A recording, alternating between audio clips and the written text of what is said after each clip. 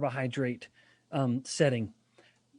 That appears to be absolute nonsense, to put it politely. So they're up to this point of the sum of all the clinical studies that have looked at low carbohydrate and ketogenic diets.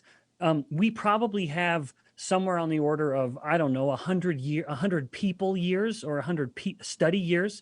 So when you consider every single subject in every clinical study and how long they've been on that, it's at least decades long now of studies or worth of data that we have. And there has never been one single mention of hypothyroidism in any one of these clinical trials that has ever been published. And they do this sort of thing. They report negative outcomes. They will often say things like, this study, this subject had to be withdrawn from the study for this reason, or we noted this many instances of hypotension, their blood, whatever it may be, or hypoglycemia, something.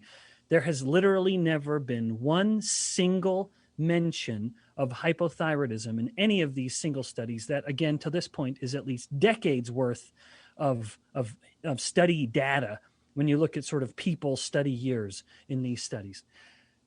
Not a single shred of evidence to show, again, that there's a clinically relevant reduction in thyroid hormone. However, having said that, and this is where I think some of these characters in the low-carb space are getting their information from, there are a handful of studies, and I have links in the show notes to some of this, that show a reduction in T3. So there are studies to show the thyroid hormone is lower than it was before, but not TSH. And TSH is sort of the brain's way of sampling the body's needs and basically asking, do we have enough thyroid hormone? And if the body were hypothyroid, TSH would be high because the brain would be telling the thyroid gland, hey, we don't have enough thyroid. This lack of carbs is killing us, and we need more thyroid hormone. So I'm going to push up TSH. That'll push up thyroid hormone. It doesn't happen. TSH stays normal. T3 drops. So this more sort of useful, the practical side of thyroid hormone goes down. Now, lest someone think that's a problem, let's present an analogy. Let's imagine we had someone who was overweight and unhealthy, and they had high levels of insulin because they were insulin resistant.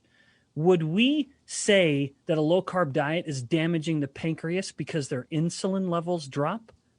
Of course we wouldn't.